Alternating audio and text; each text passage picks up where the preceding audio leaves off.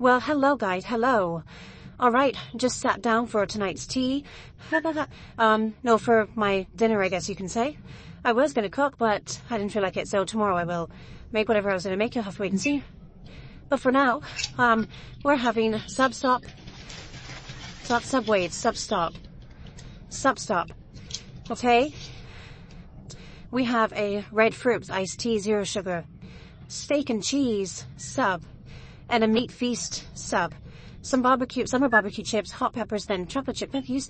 Oh, and have a few olives as well. These big purple ones. All right, bismillah. Let's get into it. What am I going to eat first? I want to eat the steak and cheese first. So let's go. Steak and cheese, what are they called? It's on Italian, oregano bread, Parmesan oregano bread. Cheese on jalapenos, black olive, Southwest, garlic mayo, ranch, onions, lettuce, jalapenos. Did I say that? And I think that's it. Green pepper. Beauty bite for you guys. And by the way, no mic today. I'm too lazy to go with it. So you guys are lucky. Ow. Pale chips are hard. I'm sorry, but they hurt the referee above. Pleasure with the pain. Oh. Let's go.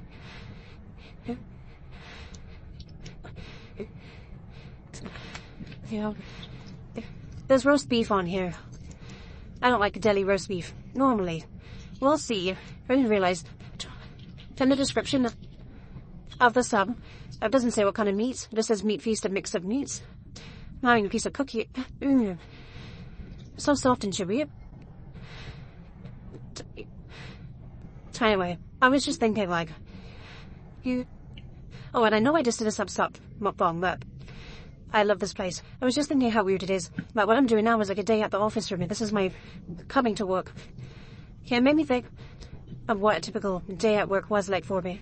And my most latest job. I should say my most recent job. I told you guys what it was. I told you guys why I got let go. But I think I told you what like a typical day at work was like. So a typical day, I would go into the office at like, I don't know, I think it was like 7:03, which I really, really, really hated. I'm not a day person, but especially not 7th, but I was an admin assistant. I was a secretary for a group of doctors, for 3 doctors, but specifically for one in particular. And those were the hours she wanted me to work. So I worked in a hospital, a mental health facility, hospital. And there was always morning traffic, especially in Audible, around that time. So for my commute, so I used to listen to a morning show on the radio. If I had time, I would get a coffee, sometimes breakfast, but usually I would get to work. And I would park my car in the parking lot. Then I had to walk around to the front of the building. Sometimes I would see another secretary that worked there. And she wasn't liked by any of the other secretaries, because she was not like them. She wasn't like a gossip head, you know? And she spoke her mind. So I would see her out front, usually smoking. When I smoked back then. So I would have a smoke with her and we would shit off the other secretary. Let's try this. That's good. Lettuce, tomato, pickles, black olives, olive oil, vinegar, Southwest sauce. Adding onions too. Anyway. And then some of the patients would talk to us because they didn't have another designated smoking area. We had to smoke with the patient. I don't want to keep the seats. Oh, spider. So then, we would go upstairs. All day you would hear codes going off on the intercom. Code white. Inpatient north, blah, blah, blah. And code white was psychiatric emergency. Code blue was like medical, I think. Code red is fire. So they had a little tuck shop. It's not a tuck shop, like a little coffee stand thing. Run by volunteers. I would get like a coffee. I was like a Colombian. And a big muffin. Oh my gosh. Too many peppers. So I would make my way to my office. And I was so proud because I had my own office and outside of the door, there was a metal plaque sign that said Chankel, Stavo. Oh, yeah.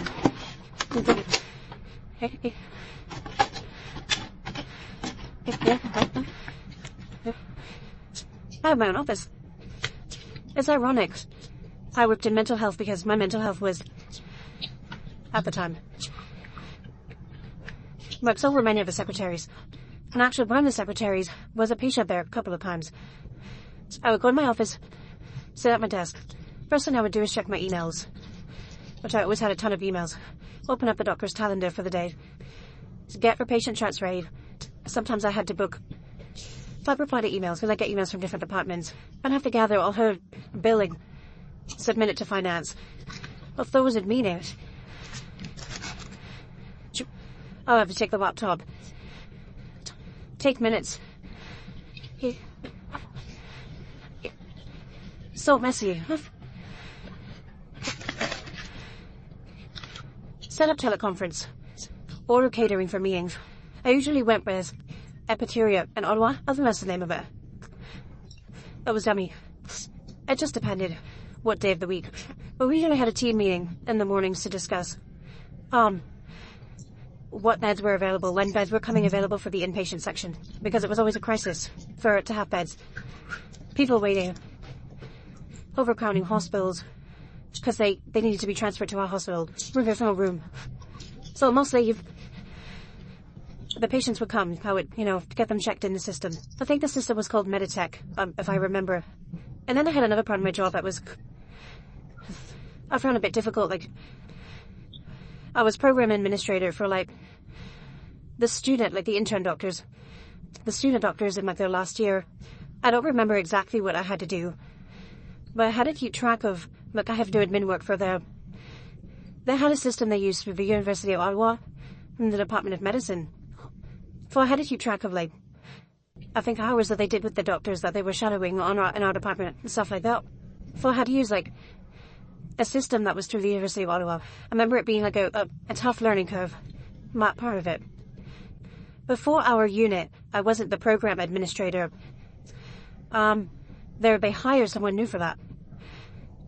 And they wanted me, as a secretary of level 3, to do the annual report. I knew nothing about the department. And, they wanted me to do, I to do, pie charts with statistics. And I was like, what the heck? Did I lie on my resume or something? So, I actually, did say that I knew how to use Excel. And the thing is, before this job, I never used Excel. But I had to be tested on Excel before I got the job, and I just managed to just use common sense in it. I just managed to figure it out. I don't know. I thought I passed. I think I watched a 10-minute tutorial video, and then I was able to do it. And then I did. You have to use Excel every day. How? So yeah, the doctor would go on vacation, not vacations, so work and business trips all the time. So she would give me her flight, I had booked flights for her hotels. She would give me the receipts, and I had to send them to finance for billing. Problem was, I had big shoes to fill, because the reason they were looking for a new secretary for this doctor, her personal secretary, which the position I was filling, had just retired after 25 years of working with her. She knew everything the doctor liked. She knew the job very well. When you're working with someone for 25 years, And her and I just didn't get along very well. So, I think she just expected too much of me. Right off the bat, she didn't seem to like me. I don't know why. And so I thought, okay, I tried my best. But eventually it began to wear on my mental health even more, where I wasn't even motivated to come in. I would call it sick a lot. So yada yada. So anyway, it ended up being that I ended up getting canned. But it was wrongful canning. So I ended up getting a settlement, pretty decent settlement, and unemployment. And then that's when I decided to try YouTube out. I didn't even expect to make any money, just for fun, I guess. I wanted to do makeup. Well, and enjoying the free ride. I had to sign a paper, but I wasn't allowed to talk to the media about what happened. But they basically, in my dismissal paper, said that I was let go because I was leaving work early, which is total bullcrap, because I was salaried. So I worked late. Every day almost, because I was having trouble keeping up with some of their emails and stuff like that. So I thought, okay, it's quiet, there's not anyone that's going to bother me with more work today. I can stay a bit later and finish some. And they lied. They completely lied. I can understand if they were it's not a good fit. you're not able to do certain tasks like that annual report, stuff like that. Or if I was calling in sick too much, but like to say that I was leaving early is just complete BS, you know. So, yeah, it was unionized. So I'm so happy it was unionized because the union was the one who fought for me to get a settlement because they were like, you know, I don't know. It was just, yeah, it was a mess, but it was a decent job. It paid very well. I was making like $29 an hour when I left, around that. It came out to like $29 an hour, something like that. But it was like per year because it was salaried. I think it was. I don't even know. Anyway, I remember I ended up working late and not even, you know, being able to claim the extra hours. It's just what people did. Sometimes you work late, blah, blah, blah, you know. So, it was just exhausting. And that was a promotion. Like, I got promoted up from, the temporary job I was in. I was filling a maternity position in another department, well, schizophrenia department. And, the time was coming close where the girl was coming back, so I started looking at internal postings, right? And that came up. And it was bilingual. Because the doctor was very French, so they liked that I was bilingual.